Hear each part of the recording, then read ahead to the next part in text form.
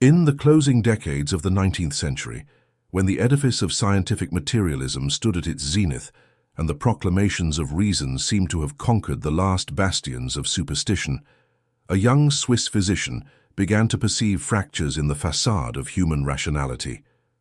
Carl Gustav Jung, trained in the rigorous methods of psychiatric observation, confronted daily the mysteries that medicine could catalogue but not comprehend, the dreams that defied logical interpretation, the symbols that erupted from patients' psyches with archetypal consistency, the inexplicable synchronicities that suggested an ordering principle beyond causality. The genesis of Jung's alchemical investigations did not emerge from idle curiosity or occult fascination.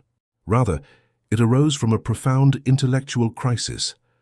Following his rupture with Sigmund Freud in 1913, Jung descended into what he would later characterize as his confrontation with the unconscious, a period of intense psychological disintegration during which the structures of his conscious personality threatened to dissolve entirely. In this crucible of mental chaos, Jung encountered image sequences and symbolic narratives that possessed an autonomy and purposiveness that contradicted the prevailing psychoanalytic doctrine of wish fulfillment and repressed sexuality. It was during this descent that Jung began his systematic study of ancient alchemical texts. What drove this seemingly anachronistic pursuit?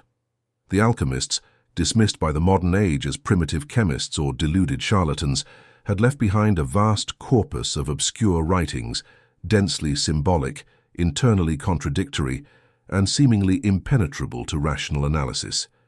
Yet Jung recognized in these texts a phenomenological parallel to the dream material emerging from his own unconscious and that of his patients. The alchemical imagery, the Nigredo or blackening, the union of opposites, the death and resurrection of the philosophical king, the production of the lapis philosophorum, or philosopher's stone, corresponded with uncanny precision to the stages of psychological transformation he was witnessing clinically. This recognition constituted Jung's fundamental insight. Alchemy was not primarily a proto-science concerned with metallic transmutation, but rather a symbolic language describing psychological processes. The alchemists, working in an era before the differentiation of psyche and matter, projected their inner experiences onto physical substances. Their laboratories became theaters of the soul, their retorts and alembics vessels for psychological transformation. The goal they sought was not the metal, but the integrated self, the totality of conscious and unconscious elements unified in a transcendent synthesis. Jung's pursuit of alchemical wisdom thus originated not in academic interest, but existential necessity. He required a symbolic vocabulary adequate to the autonomous manifestations of the unconscious, a language that honored the psyche's numinous dimensions without reducing them to biological drives or infantile fixations. In the alchemical tradition, Jung discovered a map of the individuation process, the lifelong journey toward psychological wholeness. The theoretical architecture Jung constructed upon his alchemical investigations represents one of the most sophisticated attempts in Western psychology to articulate a comprehensive model of psychic reality. At its foundation lies the concept of the collective unconscious, a stratum of the psyche deeper than the personal unconscious theorized by Freud, containing universal patterns of human experience that Jung termed archetypes. These are not inherited ideas, but inherited possibilities of ideas, formal structuring principles that give shape to psychic contents across cultures and epochs. Jung's central doctrine posits that the psyche possesses an inherent teleology, a purposive movement toward wholeness that he designated as the individuation process. This process is not merely therapeutic, the elimination of neurotic symptoms, but ontological, concerned with the realization of the self as the organizing center of the total personality. The self, in Jungian terminology, transcends the ego. It encompasses both conscious and unconscious elements, reconciling opposites in a dynamic equilibrium that Jung borrowed from Heraclitus and the alchemical principle of conjunctio oppositorum. The alchemical opus provided Jung with a detailed phenomenology of this individuation process. The four classical stages of the alchemical work, Nigredo, blackening, albedo, whitening, citrinitas, yellowing, and rubedo, reddening, corresponded to psychological phases of dissolution, purification, illumination, and integration. Each stage possessed its characteristic experiences, dangers, and symbolic representations. The Nigredo, or melanosis, represents the initial confrontation with the shadow, those aspects of personality that the ego has repressed, denied, or never integrated. This stage is characterized by depression, meaninglessness, and the dissolution of previously adequate psychological structures. The alchemists spoke of mortificatio, the death of the king, the descent into prima materia, all symbolic representations of ego deflation and the recognition of one's wholeness beyond conscious identifications. The albedo signifies a partial illumination, a purification through which previously unconscious contents begin to achieve differentiation and clarity. Jung associated this phase with the anima or animus, the contrasexual element within the psyche that mediates between ego and unconscious. The whitening represents not final achievement, but preliminary insight, the moon consciousness that reflects but does not generate light. The citrinitas, often omitted in later alchemical systems and absorbed into the rubedo, represents for Jung the emergence of intuitive wisdom, the dawn of solar consciousness that precedes full illumination. This transitional phase marks the movement from reflection to active creativity, from passive reception to generative participation in psychic transformation. Finally, the rubedo, or reddening, constitutes the achievement of the lapis philosophorum, the philosopher's stone. In psychological terms, this represents the realization of the self, not as a static achievement, but as a dynamic center that orders the personality while remaining open to further development. The stone, like the self, is paradoxical. It is both goal and process, end and beginning, simultaneously the most precious and the most common substance. Jung's alchemical psychology thus articulates a vision of human potential radically at odds with both mechanistic reductionism and utopian idealism. The individuation process does not promise perfection, but wholeness, not the elimination of darkness, but its conscious integration. The self encompasses light and shadow, spirit and instinct, heaven and earth. This reconciliation of opposites, the fundamental alchemical principle, stands as Jung's central philosophical contribution, the recognition that psychic health requires not the victory of consciousness over unconsciousness, but their creative dialogue. Moreover, Jung insisted that this process could not be accomplished through willpower alone. The ego, that narrow beam of conscious awareness, must learn to serve rather than dominate. The alchemists understood this when they spoke of the necessity of patience, of festina lente, make haste slowly, of allowing the work to proceed according to its own internal logic. Similarly, individuation requires a receptive attitude, an attentiveness to dreams, synchronicities, and the spontaneous products of the psyche that refuse reduction to conscious intentions. This doctrine fundamentally challenges the Enlightenment project of pure rationality. Jung recognized reason as necessary but insufficient, a tool that must be complemented by imagination, intuition, and symbolic thinking. The dream, far from being the residue of day thoughts or disguised wishes, becomes a primary source of psychological wisdom, the psyche's natural language, prior to and richer than discursive logic. The individuation process, when examined through the alchemical lens Jung provided, reveals itself as a series of initiatory experiences that systematically transform the practitioner's relationship to consciousness itself. These stages are not linear progressions but recursive cycles, each level deepening the previous work, each descent into Nigredo, preparing for a more comprehensive integration. The journey begins not with aspiration, but with crisis. Something in the individual's life breaks. A relationship dissolves. A career becomes meaningless. Illness strikes, or death intrudes. These ruptures in ordinary continuity force an encounter with what the alchemists called the prima materia, the raw, undifferentiated substance of experience, prior to the ego's organizing narratives. In this disorientation, the carefully constructed persona, the mask we present to the world, reveals itself as inadequate.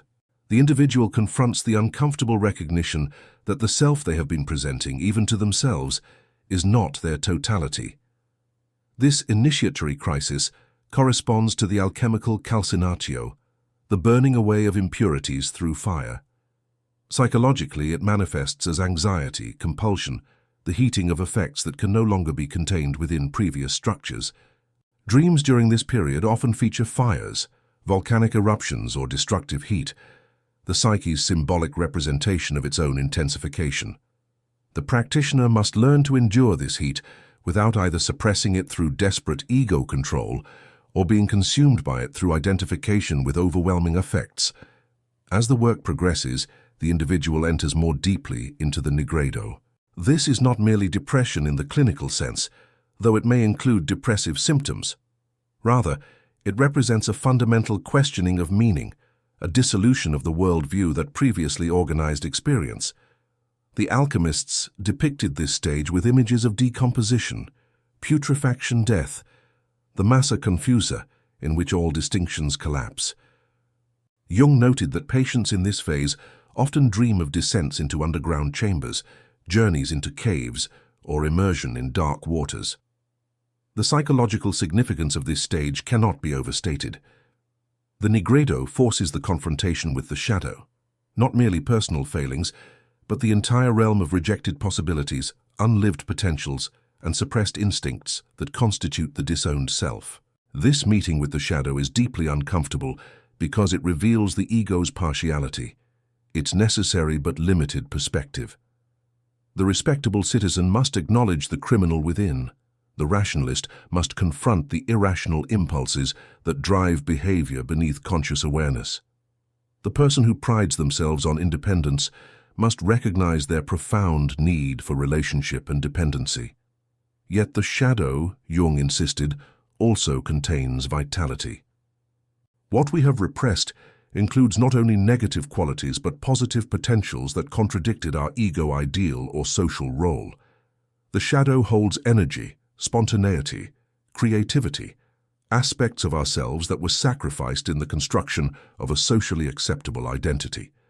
The integration of the shadow thus involves not merely acknowledging our darkness, but reclaiming our full humanity. Following this initial dissolution, the work enters the phase of solutio, dissolution in water. Where calcinatio burns away the rigid structures of ego identification, solutio dissolves boundaries altogether, plunging consciousness into the fluid realm of emotion, fantasy, and imagination. Dreams of drowning, of being overwhelmed by waves, of dissolution in oceans, these mark this phase of the work. The danger here is literal dissolution, the loss of ego boundaries that leads to psychosis. The alchemists understood this risk when they warned against hastening the work or applying excessive heat. The practitioner must maintain enough ego strength to withstand dissolution without being annihilated by it. It is during this aqueous phase that the practitioner encounters the anima or animus, the contrasexual element within the psyche. For a man, the anima appears as an inner woman, often projected onto actual women in his life. For a woman, the animus manifests as an inner man, similarly projected outward. These figures mediate between consciousness and the unconscious, serving as psychopomps or guides into deeper realms. But they are also dangerous, capable of possessing consciousness and drowning ego awareness in floods of emotion or overwhelming fantasies. The integration of anima or animus requires withdrawing projections, recognizing that the magical qualities we attribute to others belong to these internal figures. This recognition is profoundly destabilizing because it removes the external hook upon which we have hung our psychic energies.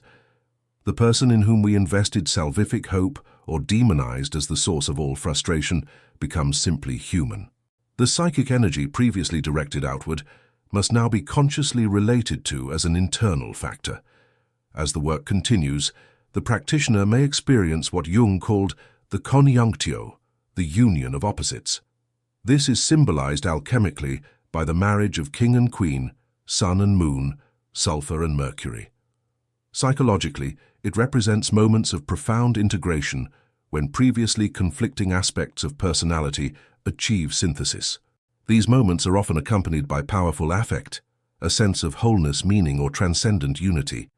Dreams may feature symbols of totality, mandalas, circles, squares, quaternity structures, unified couples, or divine children.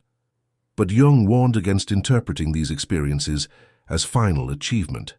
The conjunctio is itself a stage that must be integrated, and premature inflation, identifying the ego with the self, represents a serious danger. The person who believes they have achieved enlightenment, solved the riddle of existence, or transcended ordinary humanity has merely inflated the ego with contents properly belonging to the self. This inflation inevitably leads to subsequent deflation, a return to Nigredo at a deeper level. The final stages of the work involve what the alchemists called coagulatio, the solidification of the purified substance into the philosopher's stone. Psychologically, this represents the embodiment of insights gained through previous dissolution. The individual must bring the wisdom achieved in moments of transcendence back into ordinary life, concretizing it in changed behavior, transformed relationships, and a more conscious way of being in the world. This stage is perhaps the most difficult because it requires patience and humility. The grand visions must be translated into mundane reality. The person who has glimpsed the self must still wash dishes, go to work, navigate frustrating relationships. The stone, the alchemists insisted, is found in the most common place, overlooked by those seeking extraordinary experiences. Similarly, the realization of the self occurs not in mystical raptures alone, but in the conscious living of ordinary life, with awareness of its symbolic dimensions. Throughout this entire journey, dreams serve as the primary guide. Jung developed a methodology for dream interpretation radically different from Freud's reductive approach. Rather than seeking to unmask dreams as disguised wishes, Jung approached dreams as autonomous communications from the unconscious, possessing their own integrity and purpose. The dream compensates one-sided conscious attitudes, pointing toward neglected aspects of personality that require attention. By attending to dreams with respect and care, the practitioner gains access to the wisdom of the self, which guides the individuation process toward wholeness.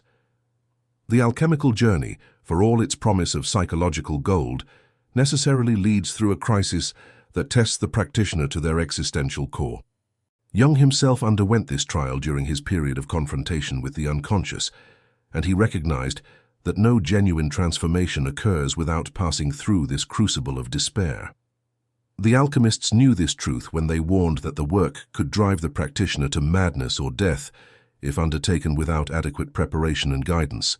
This crisis manifests when the practitioner realizes that the dissolution they have initiated cannot be reversed, yet integration seems impossibly distant. The old ego structure has been undermined, revealed as partial and inadequate, but no new organizing principle has yet emerged to replace it. This is the dark night of the soul that mystics describe, the noche oscura in which all previous certainties dissolve and God himself seems absent. The individual hangs suspended between worlds, belonging fully to neither, capable of returning to unconscious innocence, but unable to achieve conscious integration. Jung observed this crisis repeatedly in his clinical work. Patients would reach a point where the very process of analysis, which had initially brought relief and insight, now seemed to exacerbate suffering. Dreams became more disturbing, symptoms intensified, and the patient felt worse than before beginning the work. At this point, many abandoned the process, retreating into previous defensive structures or seeking relief in external distractions, substances, frantic activity, new relationships that merely repeat old patterns. But for those who persist, this crisis reveals its necessity. The despair is not a failure of the process, but an essential stage within it. The alchemists called this the mortificatio, the death that must precede rebirth. Psychologically, it represents the death of ego identification, the recognition that the I we take ourselves to be is not the center of personality, but merely one factor within a larger system. This recognition is terrifying because it threatens the very ground of identity. If I am not who I thought I was, then who am I? The crisis often brings with it a profound sense of meaninglessness. The values and goals that previously organized life lose their motivating power. Success, recognition, security, pleasure, all the aims pursued by the ego, reveal themselves as ultimately unsatisfying. This is not merely depression, though depressive affect may accompany it. Rather, it is a spiritual crisis, an existential void in which nothing seems to justify continued existence. Viktor Frankl, drawing on his experiences in concentration camps, would later describe this as the inability to answer the question, why live? This question admits no intellectual answer. It can only be resolved through an experiential reconnection with sources of meaning beyond ego satisfactions. Jung recognized that this crisis could not be resolved through interpretation alone. The patient required something more than analytical insight. They needed a lived experience of the numinous, an encounter with the reality of the self that transcends rational understanding. This is why Jung became increasingly interested in the symbolic and ritual dimensions of psychotherapy, recognizing that profound transformation requires engaging the whole person, not merely their intellect. The alchemists addressed this crisis through the symbolism of death and resurrection. The old king must die so that the new king may emerge. The philosophical Mercury must be killed and resurrected in purified form. These were not mere metaphors, but descriptions of actual psychological experiences. The practitioner must allow something in themselves to die. Cherished identifications, inflated self-images, defensive structures that have outlived their usefulness. This dying feels like actual death, because from the ego's perspective, it is death. The ego cannot comprehend that this death serves a larger process of transformation. During this crisis, the unconscious often produces images of extraordinary power, what Jung called big dreams. These are not ordinary dreams, but numinous experiences that seem to come from a transpersonal source. They may feature archetypal figures, wise old men or women, divine children, powerful animals, cosmic imagery. These dreams can provide the practitioner with a sense that despite the ego's despair, a larger process is unfolding, a purposive movement toward wholeness that transcends conscious understanding. Yet even these numinous experiences must be integrated rather than inflated. The person who believes they have been chosen for a special mission, who identifies with archetypal images, or who interprets synchronicities as personal signs of divine favor, has merely replaced one ego identification with another. The true integration of these experiences requires recognizing them as manifestations of the self while maintaining ego consciousness as a necessary but limited perspective within the total personality. The resolution of this crisis cannot be achieved through willpower or positive thinking. It requires what Jung called active imagination, a disciplined receptivity to the autonomous movements of the unconscious, a dialogue between ego and self that gradually builds a bridge between conscious and unconscious realms. Through this practice, the practitioner learns to endure the tension of opposites without collapsing into identification with either pole. They develop what the alchemists called the vas hermeticum, the sealed vessel capable of withstanding the pressure generated when conflicting elements are confined together. When the individuation process has sufficiently progressed, though never completed for it is lifelong, the practitioner emerges with a fundamentally transformed relationship to consciousness and existence. This transformation is not a return to the naive state preceding the crisis, nor is it an escape into transcendent detachment. Rather, it represents a new mode of being that Jung characterized as the realization of the self. The integrated individual maintains consciousness of the ego as a necessary instrument while no longer identifying with it exclusively. They recognize themselves as both center and circumference, both individual and participant in a larger totality. This paradoxical awareness allows simultaneous engagement with ordinary life and awareness of its symbolic dimensions. The mundane becomes transparent to the numinous without ceasing to be mundane. This integration manifests practically in several ways. First, the person develops what Jung called the transcendent function, the capacity to hold opposites in consciousness without premature resolution. Rather than compulsively choosing one side of a conflict and repressing the other, The integrated individual can contain tension, allowing a third position to emerge that transcends and includes both poles. This capacity proves invaluable in navigating life's inevitable conflicts and contradictions. Second, the integrated person achieves a more realistic relationship with the shadow. They no longer project their darkness exclusively onto others, recognizing their own capacity for evil, weakness, and limitation. This recognition, paradoxically, increases rather than decreases moral capability. When we acknowledge our potential for wrongdoing, we become capable of choosing otherwise. When we deny this potential through projection, we enact it unconsciously through passive aggression, moral superiority, or scapegoating.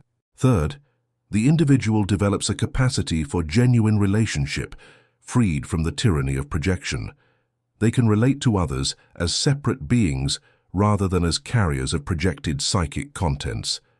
This allows love in its mature form, not the fascination of romantic projection, but the capacity to see and value another in their otherness. Similarly, they can participate in collective life without either unconscious identification with group mentality or defensive isolation. Fourth, the person finds meaning not in external achievements alone, but in the process of living itself, consciously and symbolically. Work becomes vocation rather than mere employment. Relationships become opportunities for mutual transformation rather than transactions for need satisfaction. Suffering gains significance as part of the individuation process rather than meaningless affliction to be avoided at all costs. Jung insisted that this integration did not produce saints or perfect beings, but more complete humans, individuals who had made conscious their totality and thus become capable of genuine choice. The integrated person still experiences conflicts, failures, and suffering, but these no longer threaten the sense of meaning and purpose that comes from alignment with the self. The alchemical goal, the production of the philosopher's stone, thus reveals itself as achievable yet paradoxical. The stone is both the goal and the process, both the end and the beginning. Each level of integration opens onto new depths requiring further work. The person who has integrated the personal unconscious discovers the collective unconscious. The person who has reconciled internal opposites encounters the opposition between psyche and world, meaning and matter, the archetypal and the historical. Yet Jung remained resolutely opposed to any conception of individuation as escape from the world. The realization of the self imposes an ethical demand, the responsibility to live consciously and to contribute to the consciousness of the collective. The person who has achieved psychological integration cannot remain in private illumination, but must bring their realization back into the world, however modestly. This is the true meaning of the alchemical gold, not personal enrichment, but the production of something of value for the collective, born from the transformation of one's own lead into gold. In the end, Jung's alchemical psychology offers neither easy comfort nor utopian promise, but something more valuable, a map of the soul's authentic transformation. The practitioner discovers that psychological gold cannot be manufactured through technique alone, nor can wholeness be achieved through will. The individuation process demands everything, the death of who we thought we were, and offers in return not perfection, but the hard-won capacity to bear our full humanity. The vessel that contains opposites, the stone that is simultaneously base and precious, the self that encompasses both light and shadow, these alchemical symbols point toward a truth that transcends their symbolism. Consciousness achieved through suffering becomes the crucible in which lead is transmuted into gold, not through external manipulation, but through the fire of awareness itself. The treasure you seek is not hidden in distant mysteries or ancient texts, but buried in the soil of your own neglected depths, and the spade that unearths it is the courage to descend.